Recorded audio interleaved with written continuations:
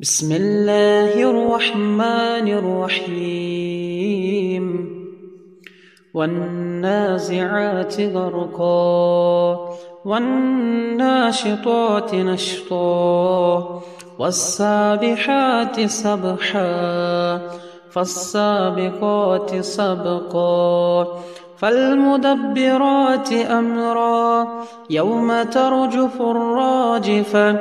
تتبعها الرادفة قلوب يومئذ واجفة أبصارها خاشعة يقولون أئنا لمردودون في الحافرة أئذا كنا عظاما نخرة قالوا تلك إذا كرة خاسرة فإنما هي زجرة واحدة فإذا هم بالساهرة هل أتاك حديث موسى إذ ناداه ربه بالواد المقدس طوى اذهب إلى فرعون إنه طغى فقل هل لك إلى أن تزكى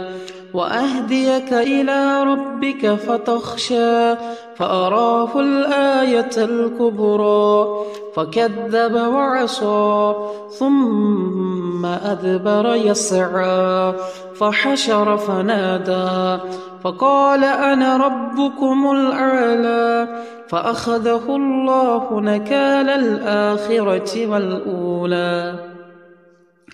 إن في ذلك لعبرة لمن يخشى أأنتم أشد خلقا أم السماء بناها رفع سمكها فسواها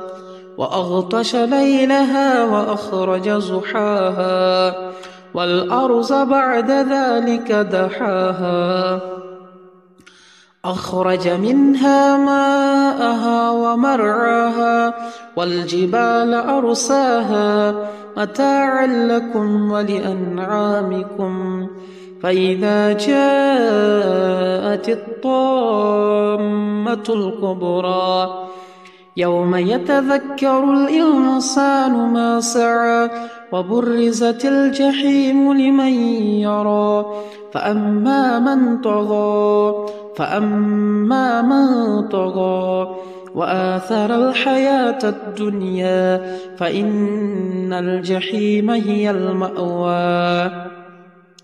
وأما من خاف مقام ربه ونهى النفس عن الهوى فإن الجنة هي المأوى يسألونك عن الساعة أيان مرساها فيم أنت من ذكراها إلى ربك منتهاها إنما أنت منذر من